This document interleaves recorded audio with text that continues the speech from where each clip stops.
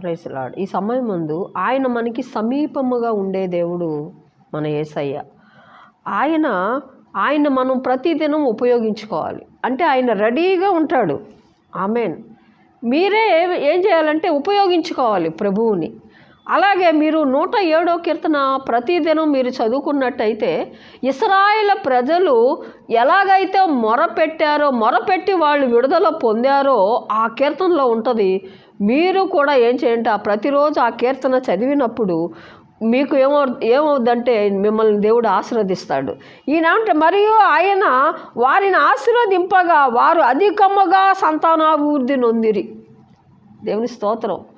వారు మొరపెట్టినప్పుడు దేవుడంట వారి సంతానాన్ని ఏం చేశాడంటే అభివృద్ధిని చేశాడంట. ఆమేన్.